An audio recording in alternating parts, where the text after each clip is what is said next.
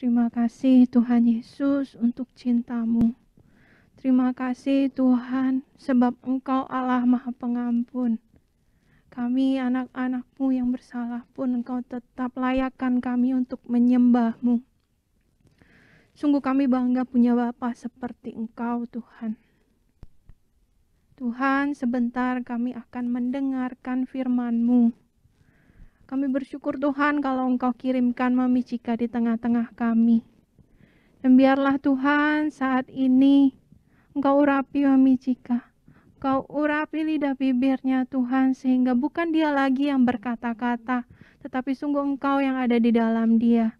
Engkau yang tahu setiap kebutuhan kami anak-anak-Mu, dan biarlah firman-Mu mampu mengajar kami, mampu memberikan pandangan yang baru pada kami.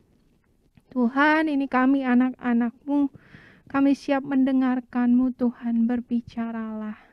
Amin. Dalam nama Bapa, Putra, dan Roh Kudus. Amin. Silakan, Mami. Terima kasih, Lia. Terima kasih anak-anak sekalian. Terima kasih untuk doanya tadi buat kami ya. Senang sekali setelah beberapa lama kita tidak pernah bersama-sama. Malam hari ini kita bisa bertemu. Kita bisa mendengarkan firman Tuhan, kita bisa saling menguatkan satu sama lain. Saya bangga memiliki anak-anak seperti kalian yang senantiasa mencari Tuhan, yang senantiasa ingin melakukan yang terbaik untuk Tuhan. Nah, ini luar biasa sekali karena sejak muda, sejak dini, kalian sudah bertumbuh di dalam iman yang sangat-sangat luar biasa. Oke, hari ini kita mau belajar apa yang dapat kita berikan untuk memberikan yang terbaik buat Tuhan. Apa yang dapat kita lakukan untuk menyenangkan hati Tuhan. Karena sampai dengan hari ini Tuhan sudah begitu banyak memberikan kasih-Nya, memberkati kita dengan anugerah-Nya yang berlimpah. Hari ini kita akan belajar seperti yang diberikan kepada saya, yaitu dari firman Tuhan dari Lukas 7. Saya mau minta tolong host tayangkan. Dan saya mau minta salah satu mungkin Larissa bisa membacakan, ya, karena cukup panjang. Nanti baru kita bahas satu persatu. Ya, oke. Host bisa tayangkan firman-Nya karena cukup panjang. Ya, Larissa, oke, kamu yang baca, yang kenceng ya. Oh, kenapa? Di mute.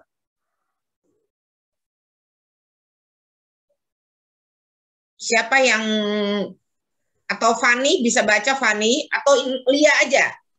Natalia yang baca, Nat. Udah bisa, Mami. Oh, udah bisa, oke. Seorang Farisi mengundang Yesus untuk datang makan di rumahnya. Yesus datang ke rumah orang Farisi itu lalu duduk makan. Di kota itu ada seorang perempuan yang terkenal sebagai seorang berdosa. Ketika perempuan itu mendengar bahwa Yesus sedang makan di rumah orang Farisi itu, datanglah ia membawa sebuah buli-buli pualam berisi minyak wangi. Sambil menangis, ia pergi berdiri di belakang Yesus dekat kakinya, lalu membasahi kakinya itu dengan air matanya, dan menyekanya dengan rambutnya. Kemudian ia mencium kakinya dan meminyakinya dengan minyak wangi itu. Ketika orang Farisi yang mengundang Yesus melihat hal itu, ia berkata dalam hatinya, "Jika ia ini nabi, tentu ia tahu siapakah dan orang apakah perempuan yang menjamahnya ini. Tentu ia tahu bahwa perempuan itu adalah seorang berdosa.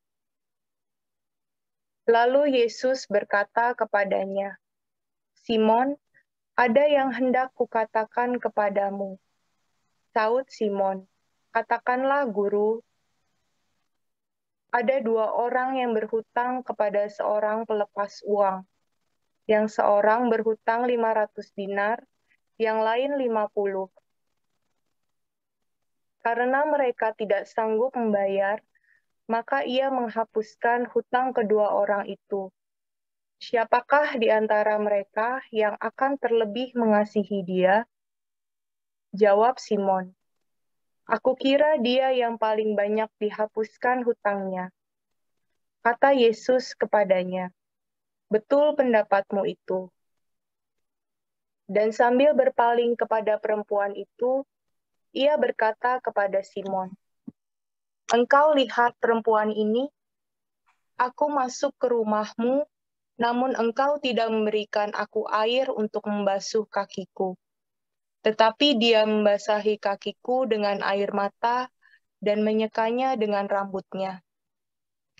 Engkau tidak mencium aku, tetapi sejak aku masuk, ia tiada henti-hentinya mencium kakiku.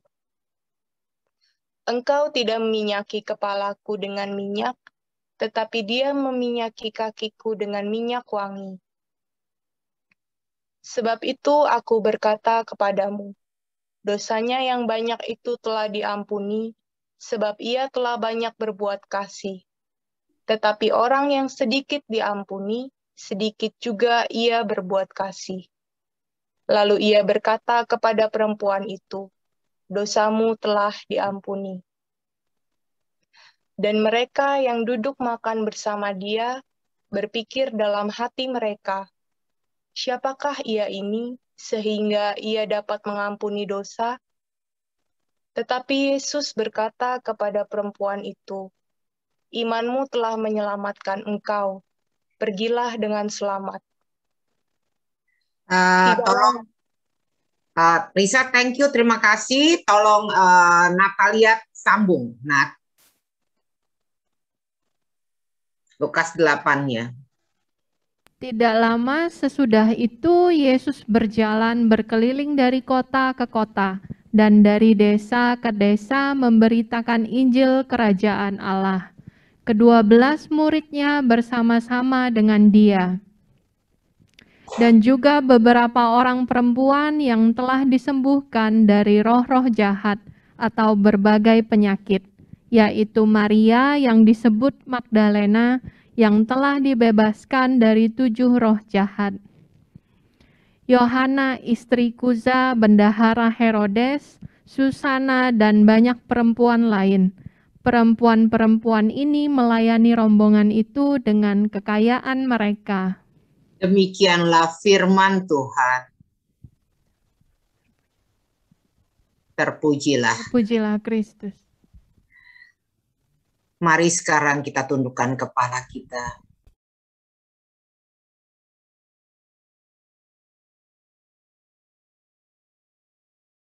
Tuhan, terima kasih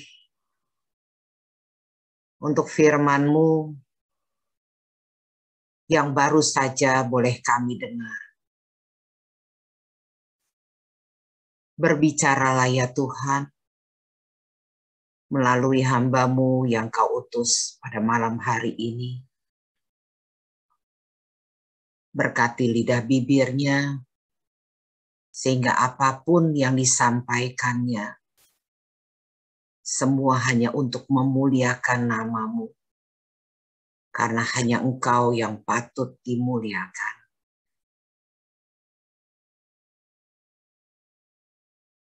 Biarlah Engkau berkati hati kami satu persatu. Kau jamah dan Kau urapi. Sehingga firman yang Kau sampaikan pada malam hari ini boleh bertumbuh dan berbuah di dalam kehidupan kami. Sehingga rencana-Mu yang indah dalam hidup kami tidak pernah menjadi sia-sia. inilah kami anak-anak-Mu yang siap Kau bentuk dan Kau pakai seturut kehendak-Mu. Kami siap Tuhan untuk mendengarkan pengajaran. Terpuji-pujilah Engkau kini dan sepanjang segala masa. Amin. Oke, Mami mulai share ya.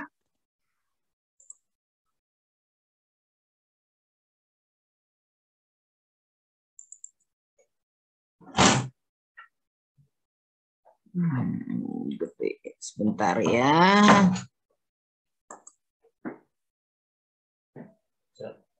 Gedein. Ya. Oke. Setelah kita mendengarkan firman tadi yang dibacakan oleh Risa dan Natalia,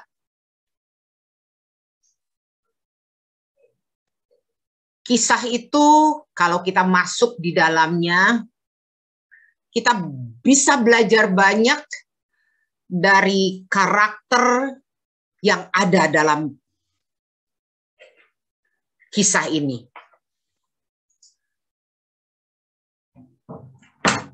Apa yang kita bisa lakukan untuk membalas cinta Tuhan? Di dalam Matius 5 ayat 48 dikatakan, karena itu haruslah kamu sempurna sama seperti Bapamu di surga adalah sempurna. Bagaimana caranya? Karena kita tahu tidak ada orang yang sempurna.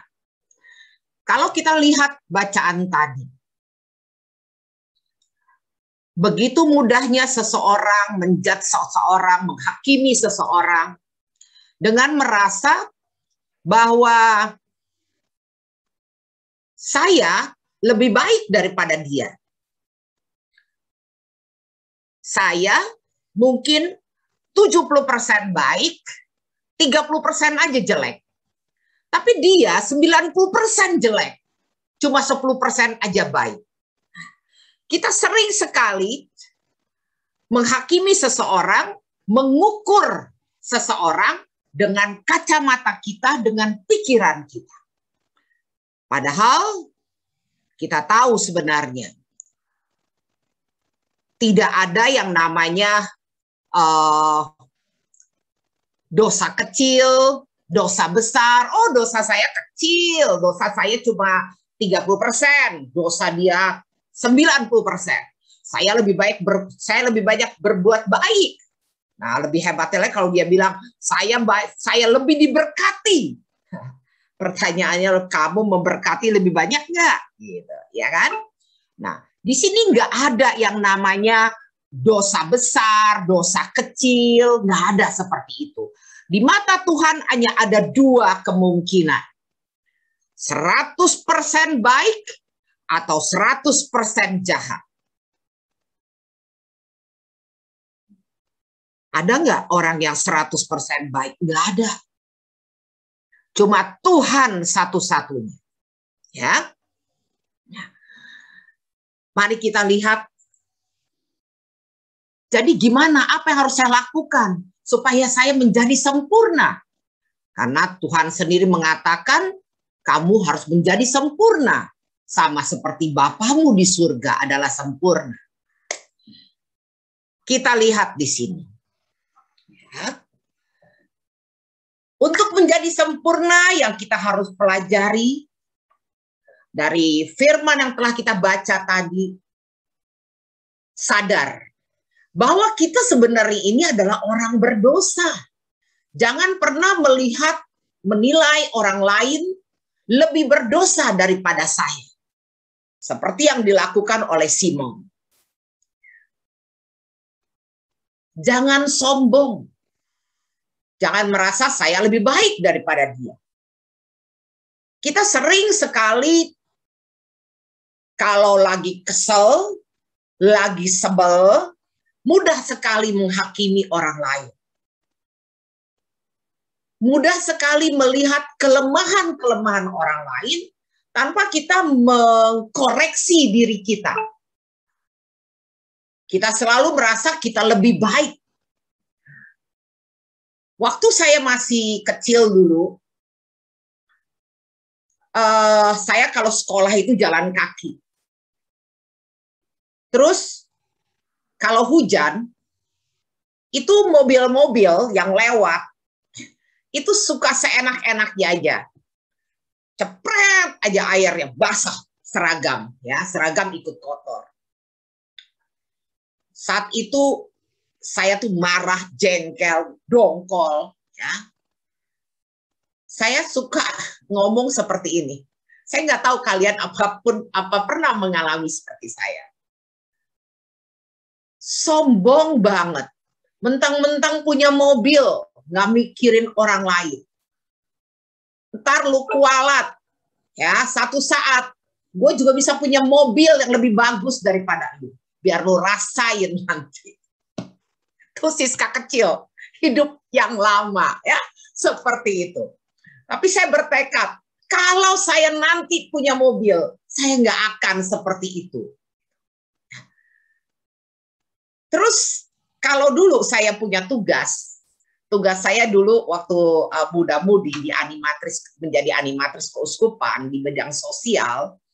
Saya suka mencari dana, jadi keliling kemana-mana cari dana untuk macam-macam ya, untuk kegiatan sosial, untuk membantu anak-anak yang terlantar, anak-anak cacat, seperti itu. Dan saya mendatangi para pengusaha-pengusaha. Nah, ternyata tidak semua pengusaha itu mau memberikan uangnya, ya. Beberapa pengusaha yang saya kenal, saya tahu dia pengusaha, dia punya uang, bahkan dia hamba Tuhan, tapi terus menolak dan ngomongnya seperti ini. Maaf ya Siska, Om nggak bisa bantu karena pengeluaran Om udah banyak banget. Kayaknya terlalu sering deh sekarang dimintain sumbangan seperti ini. Kamu coba deh cari tempat yang lain, Om nggak bisa bantu. Saat saya mendengar itu, saya sedihnya minta ampun loh. Saya sedihnya gini, ya ampun Tuhan, 500.000 aja nggak bikin dia miskin loh. Tapi 500.000 yang dia berikan, itu berguna banget buat banyak orang. Tuhan, kok aneh sih orang-orang yang seperti ini Tuhan berkati? Coba saya Tuhan berkati. Saya akan berikan jauh lebih banyak. Saya mulai menghakimi. Ya. Saya merasa saya lebih baik daripada dia. Ini hati-hati. Karena dalam Pengkhotbah 7 ayat 20 dikatakan seperti ini. Sesungguhnya di bumi ini tidak ada orang yang saleh, yang berbuat baik, dan yang tak pernah berbuat dosa. Sedangkan upah dosa ialah maut. Mau dosa kecil, mau dosa gede, tetap upah dosa ialah maut. Maka dikatakan di Roma 6:23, upah dosa ialah maut. Tetapi kasih karunia Allah ialah hidup yang kekal dalam Kristus Yesus Tuhan kita. Untung kita memiliki Yesus, ya, yang akan memberikan kita hidup yang kekal. Kembali kita belajar dari Roma 3 ayat 10 dikatakan, tidak ada yang benar, seorang pun tidak. Jadi semua orang pasti punya dosa, punya salah. Nggak ada yang benar. Yang 100% benar itu hanya Yesus saja. Ya.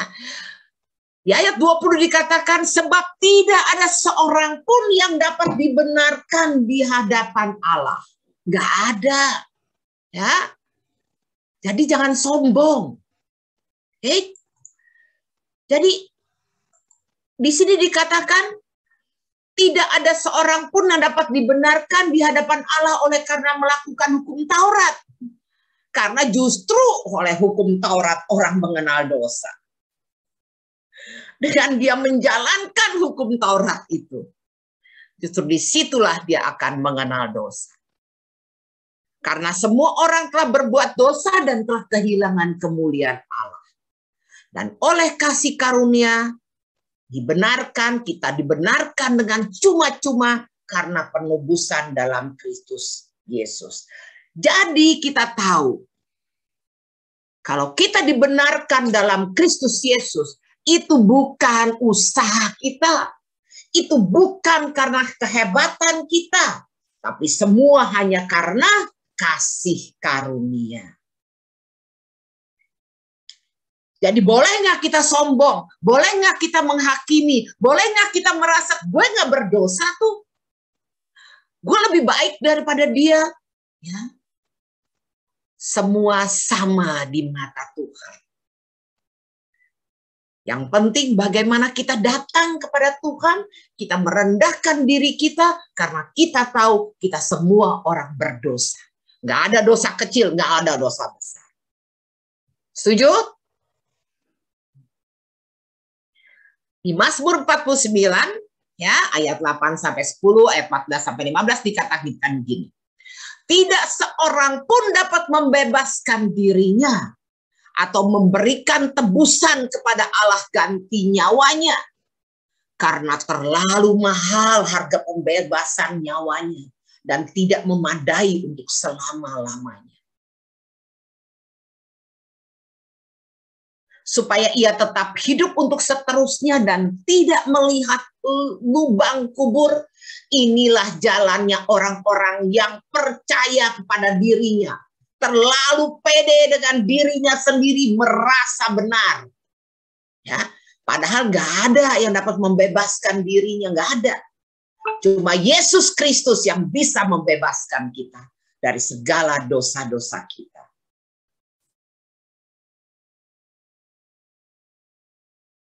Seperti domba mereka meluncur ke dalam dunia orang mati. Ini orang-orang yang sombong. Digembalakan oleh maut.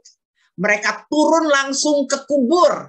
Perawakan mereka hancur. Dunia orang mati menjadi tempat kediaman mereka. Karena mereka sama sekali tidak mengandalkan Tuhan. Mereka terlalu percaya kepada dirinya sendiri. Merasa benar.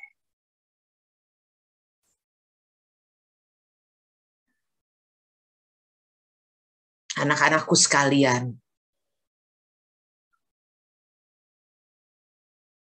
kita tahu bahwa kita bukan siapa-siapa. Kita ada hari ini,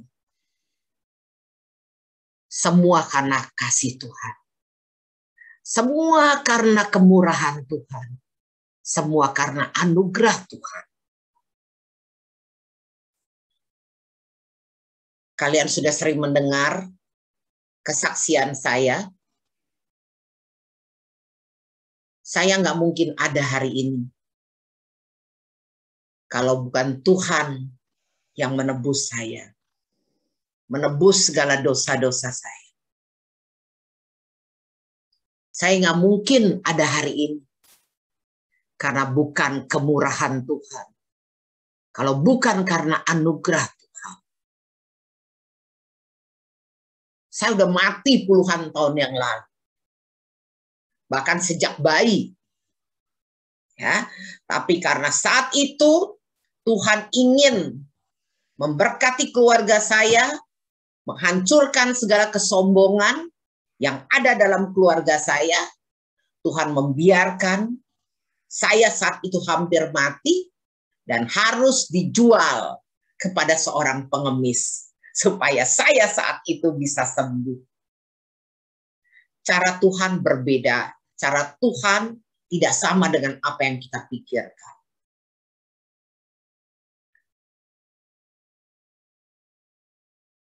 Ketika kita sudah diselamatkan, yang ada dalam hati adalah Tuhan, bagaimana aku bisa membalas kasih-Mu?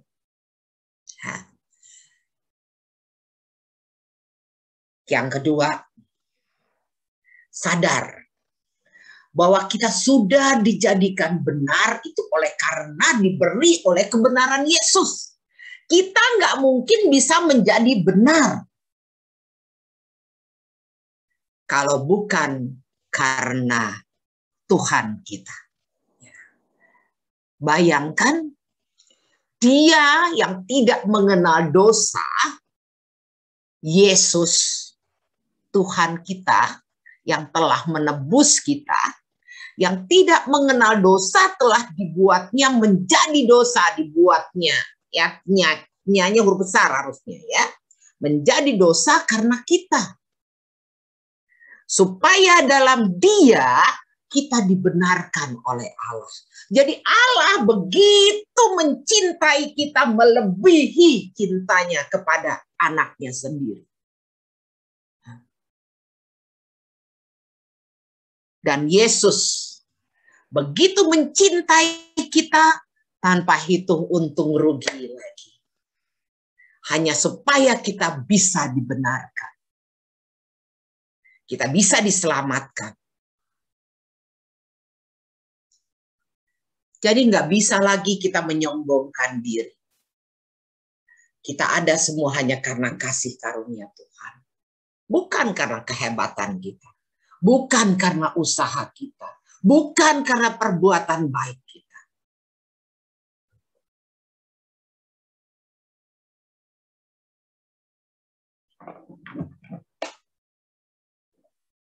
Anak-anak sekalian, seringkali setan itu mencari celah.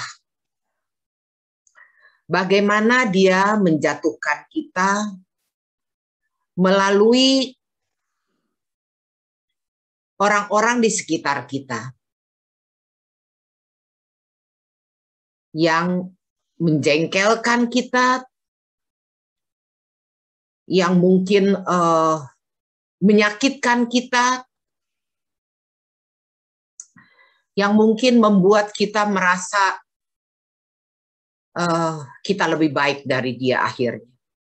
Karena kita berpikir, kita kan nggak seperti dia. Hati-hati dengan cara setan mengambil kelemahan kita, mengambil peluang untuk menjatuhkan kita. Kita tahu hidup kita semuanya karena kasih Tuhan.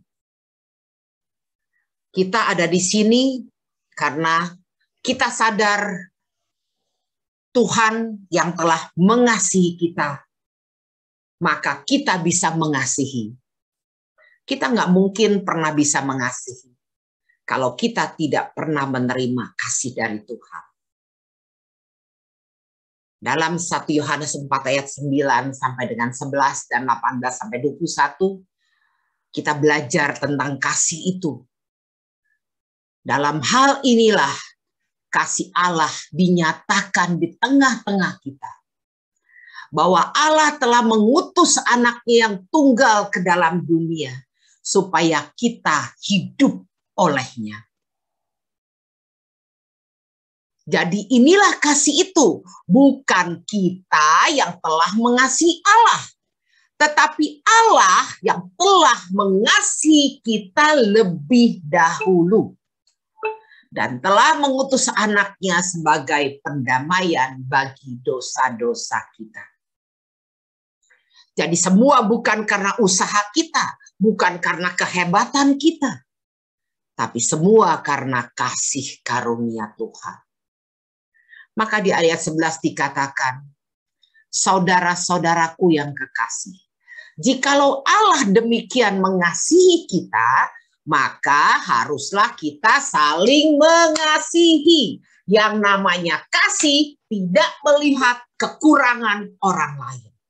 Sama ketika kita lagi pacaran. Pacar kita udah jengkelin kita, dongkolin kita.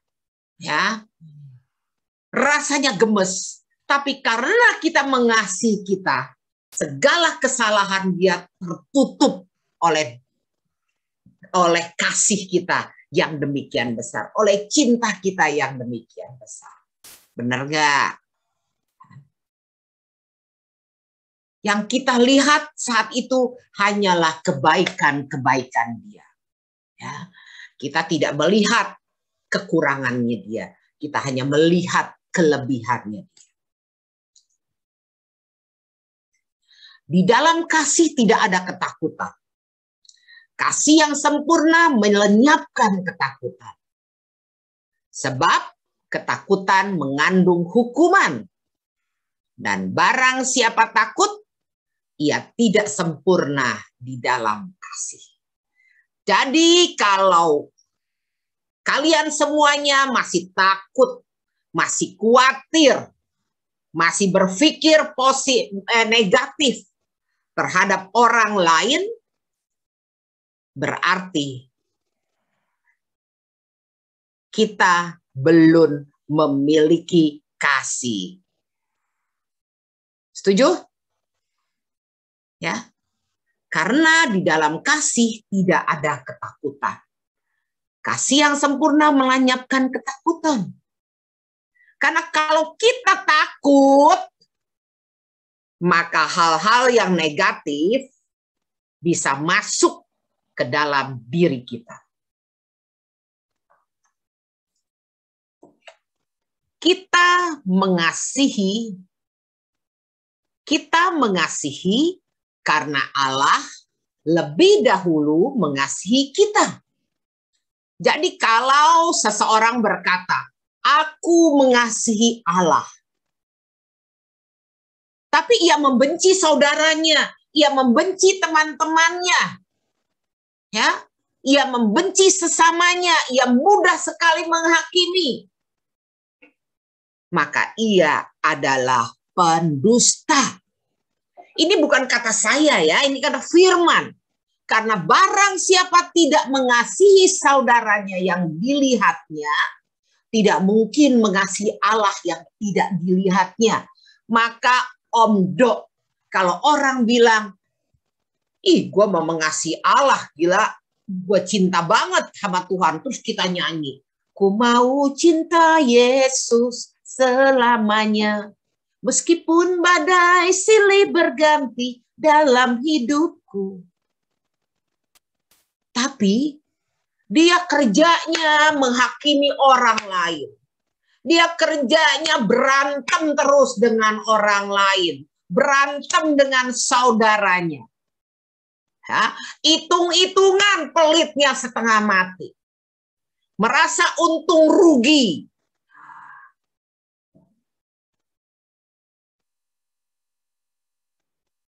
Bisa nggak kita ngomong, kita mengasihi Allah, padahal kita nggak pernah lihat Allah. Yang di depan mata kita aja kita nggak bisa kasihi. Bagaimana kita bisa mengasihi yang tidak pernah kita lihat?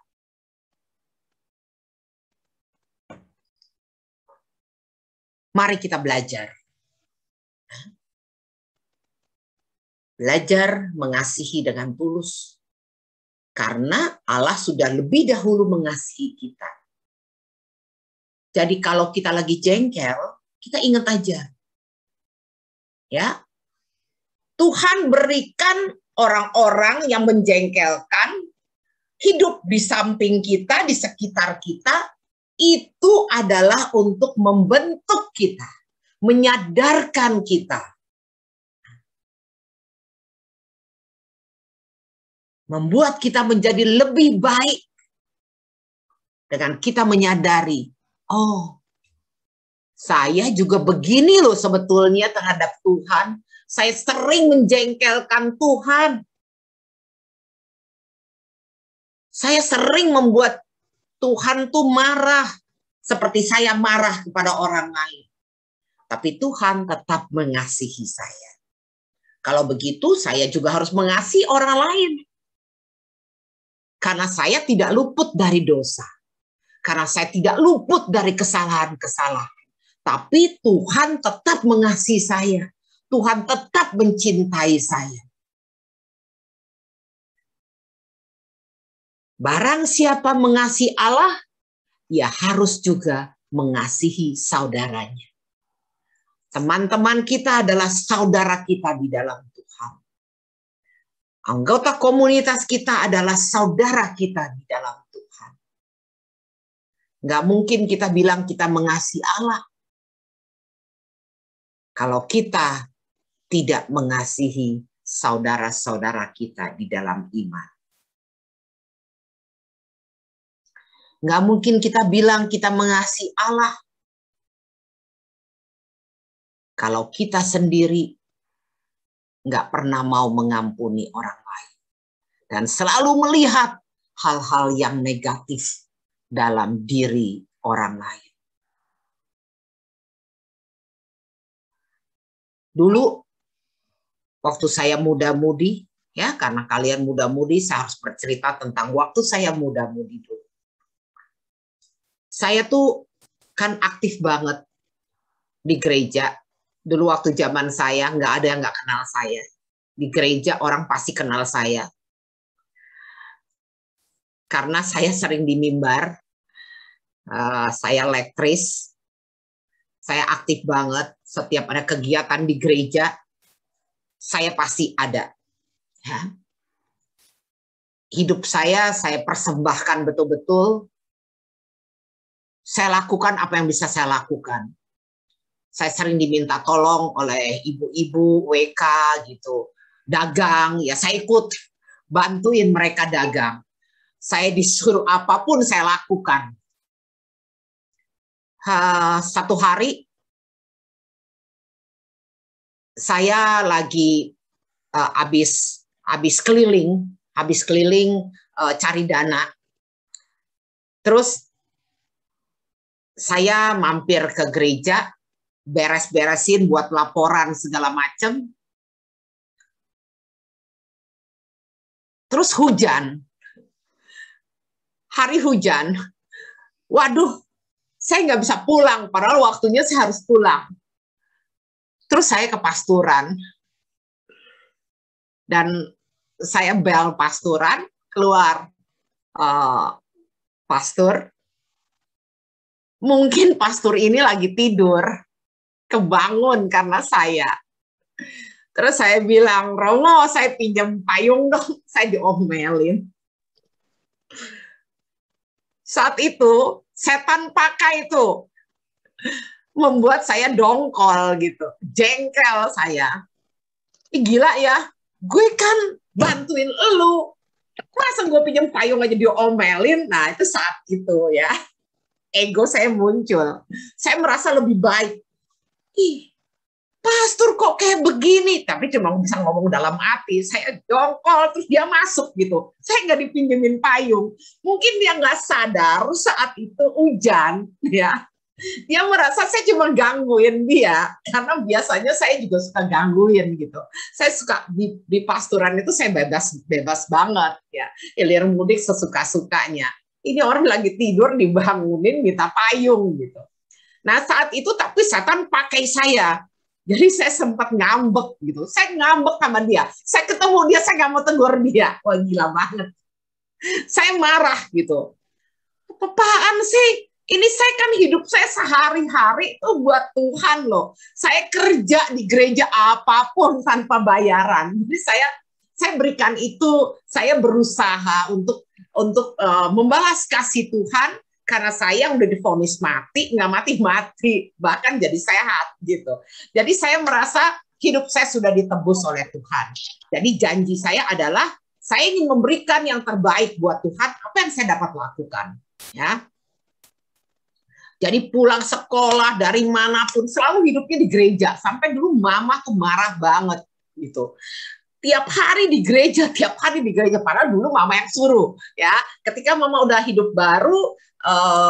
Mama justru menyarankan saya, tadinya kan saya hidupnya tuh di kamar ya, saya ngurung diri di kamar, saya orang yang pesimis banget, karena kan mau divonis mati. Saya suka melukis, gambarnya kuburan ya, selalu gambarnya kuburan, terus saya bikin puisi, saya selalu minta orang ketika saya mati, jadi saya udah membayangkan hari kematian saya selalu bilang begini, kalau nanti saya mati, nyanyikanlah lagu Kus-Plus di kuburan saya. Saya ini pencinta Kus-Plus berat. Dulu belum tahu lagu rohani ya. Jadi taunya lagu-lagu Kus-Plus. Hidupku selalu sepi. Jadi gimana nggak hidupnya sepi? Tiap hari nyanyinya hidupku selalu sepi. Ya.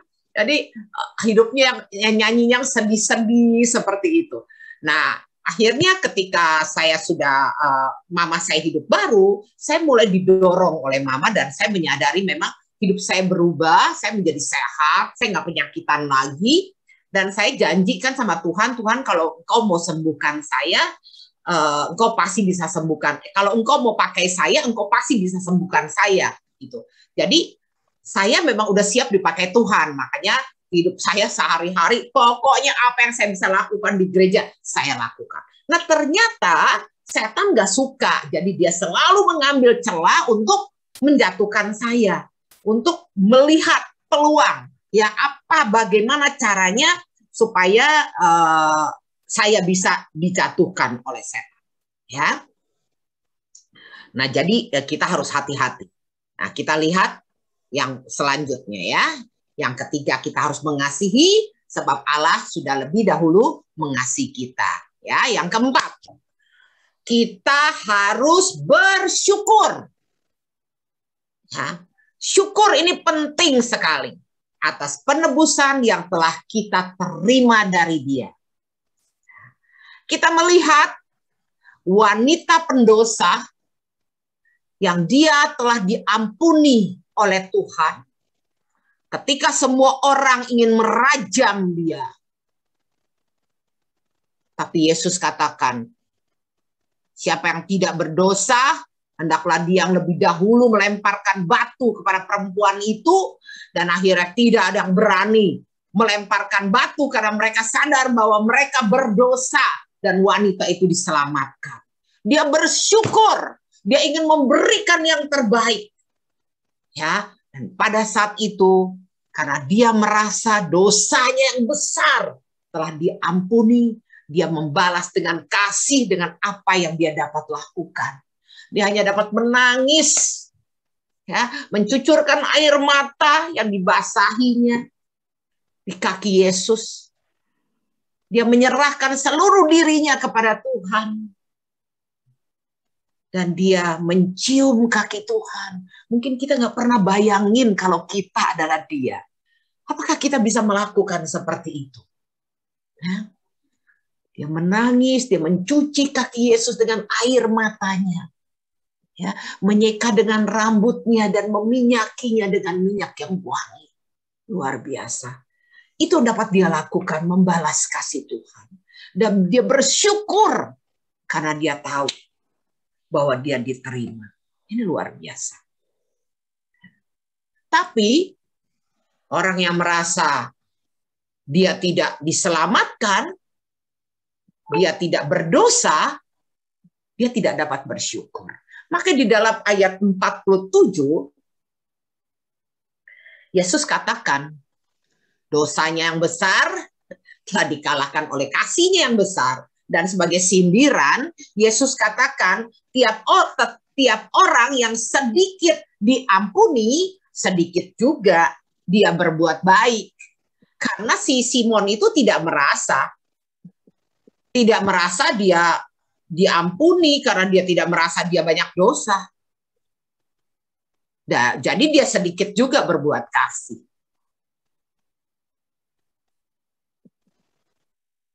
Tapi perempuan itu, dia merasa dosanya yang segunung, dosanya yang begitu banyak, telah diampuni.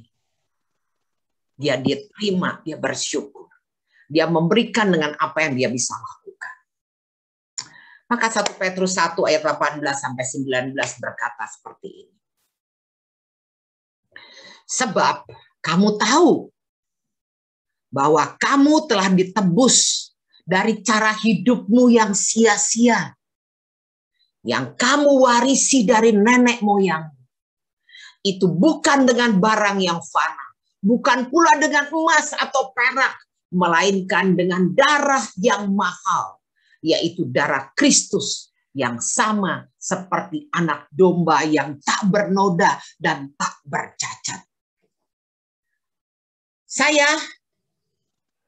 Hidup saya dulu, hidup yang sia-sia, yang saya warisi dari nenek moyang saya. Dulu sebelum kami hidup baru. Ya. Jadi yang hidup baru itu pertama kali mama, ya. Ketika mama sudah bertobat, terus seluruh keluarga diselamatkan dan kami hidup baru. Dulu kami masih percaya kepada tepekong, ya, kepada ahli-ahli kebatinan, bilangnya begitu, kepada orang-orang pinter, bilangnya seperti itu, ya, kepada orang-orang kesurupan. Karena sejak kecil saya ini dibawa oleh mama. Karena saya penyakitan, mama udah nggak sanggup lagi biayain saya berobat ke rumah sakit, mahal banget, nggak sembuh-sembuh, ya. Jadi mama bukan bawa saya kepada Tuhan, mama bawa saya kepada ya itu nenek moyang, kepada tepekong, kuankong, gilai, huta, apalah segala macam ya, saya udah nggak tahu lagi, udah nggak inget ya. Terus kepada kebatinan-kebatinan, kepada orang-orang pinter, katanya seperti itu. Ya, terus setiap tahun itu kita 3 kali, kita 3 kali sembahyang hio, ya. Tuan Nala, kepada Tuan Nala, terus harinya bulan 7, ya, saat setan-setan pada keluar tuh katanya gitu. Terus Sincia, ya. Jadi kita selalu berdoa, ya, mama selalu, itu tradisi nenek moyang, ya, berdoa seperti itu. Dan kita semua dipaksa untuk melakukan hal yang sama. Padahal saya ini dari lahir udah dibaptis. Karena mama saya itu keluarganya semua Katolik, tapi Katolik KTP, ya. Jadi Katoliknya itu cuma namanya saja, jiwanya belum, ya. Karena belum menerima Kristus dalam hatinya. Di hatinya masih egonya yang ada. Ketika mama bertobat, saya disembuhkan, jadi mama berpuasa 40 hari 40 malam, seperti yang saya ceritakan. Tuhan itu luar biasa, belum 40 hari saya disembuhkan secara luar biasa, dan akhirnya mama meninggalkan semua tradisi nenek moyang, dan berjanji dengan sungguh-sungguh ingin melayani Tuhan. Mama meninggalkan semua masa lalu mama meninggalkan semua tingkah laku cara-cara hidup yang lama. Dan sejak itu kita udah nggak pernah lagi sembahyang hio, nggak pernah lagi. Jadi selalu ke gereja dan membiasakan diri sebisa-bisa mungkin setiap hari ke gereja, setiap kali baca firman, ya, seperti itu. Setiap kali melakukan puji-pujian. Jadi lagu-lagu pus-pus saya udah berganti dengan aku rindu akan Tuhan, ya. Terus surya bersinar, wah mulai berubah, semua berubah, ya. Jadi apa yang Tuhan sudah lakukan kepada saya, sudah menebus hidup saya dari hidup yang sia-sia yang saya warisi dari nenek moyang saya dengan darahnya yang mahal. Ya, hidup saya pun dipulihkan dan saya bersyukur untuk semua penebusan yang saya sudah terima dari Tuhan. Bapak Ibu sekalian, Bapak Ibu, sore anak-anakku sekalian, semakin banyak berkat yang kita terima, maka semakin banyaklah kita harus membagikan berkat itu. Semakin kita diberkati, kita memberkati lebih banyak lagi berkat itu akan ditambah-tambahkan kepada kita. Selama kita tidak menyombongkan diri kita, kita tidak merasa bahwa kita hebat, ya, tapi semua adalah kasih karunia Tuhan, maka kita dapat menyenangkan hati Tuhan. Ya, kita jadikan Tuhan satu-satunya juru selamat kita. Kita jadikan Dia pegangan kita satu-satunya. Ya, maka dalam Mazmur 103, setiap hari, setiap pagi saya selalu ucapkan ini. Pujilah Tuhan, hai jiwaku, dan jangan lupakan segala kebaikannya. Dia yang mengampuni segala kesalahanku. Saya selalu rubah. Yang menyembuhkan segala penyakitku. Dia yang menebus hidupku dari lubang kubur, yang memahkotai aku dengan kasih setia dan rahmat. Dia yang memuaskan hasratku dengan kebaikan sehingga masa mudaku menjadi baru seperti pada burung Raja Wali. Pujilah Tuhan, hai jiwaku. Sama-sama kita katakan, pujilah Tuhan, hai jiwaku. Tuhan memberkati kita semua. Amin. Semoga kita tetap dapat menyenangkan hati Tuhan. Karena itulah yang Tuhan inginkan kita lakukan yang terbaik untuk memuliakan namanya. Mari kita tundukkan kepala kita. Kita mau mengucap syukur atas kasih Tuhan yang demikian besar dalam hidup kita.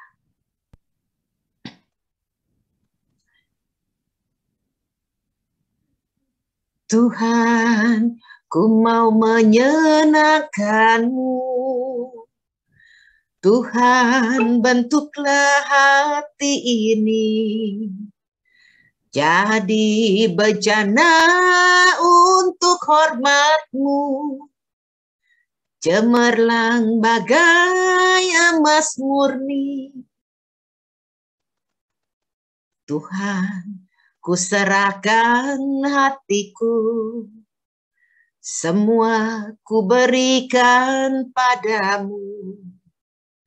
Kuduskan hingga tulus selalu, agar aku menyenangkan-Mu. Menyenangkan-Mu, senangkan-Mu. Hanya ini kerinduanku, menyenangkan-Mu, senangkan hatimu. Hanya ini kerinduanku. Ini kerinduan kami ya Tuhan. Ingin menyenangkan hati-Mu. Dengan apa kami membalas kasih-Mu? Yang dapat kami lakukan hanyalah menyenangkan hati. Kami ingin melakukan yang terbaik bagi-Mu. Kami ingin selalu bersyukur atas segala apapun yang terjadi dalam hidup kami.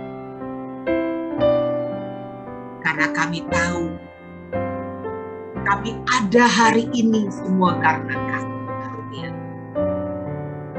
Karena kami tahu hidup kami senantiasa berada dalam lindungan. Biarlah hati kami senantiasa memuji Engkau. Karena Engkau yang telah menebus. Jangan biarkan iblis menipu kami. Jangankan iblis merampas kasih-Mu yang demikian besar kami.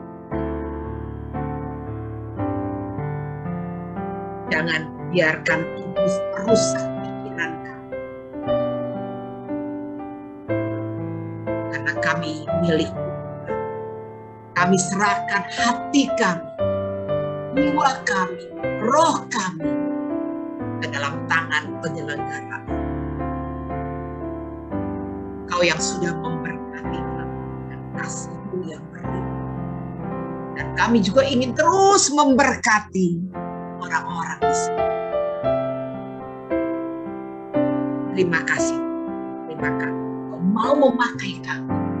Kau memilih kami menjadi anak-anak yang Kau kasih. Biarlah hidup kami senantiasa boleh menyenangkan. Terima kasih Tuhan. Puji-pujilah nama dan sepanjang masa. Kemuliaan kepada Bapa dan Putra dan Roh Kudus, seperti permulaan, sekarang, selalu, dan sepanjang segala-galanya. Di nama Bapa dan Putra dan Roh Kudus. Amin. Terima kasih.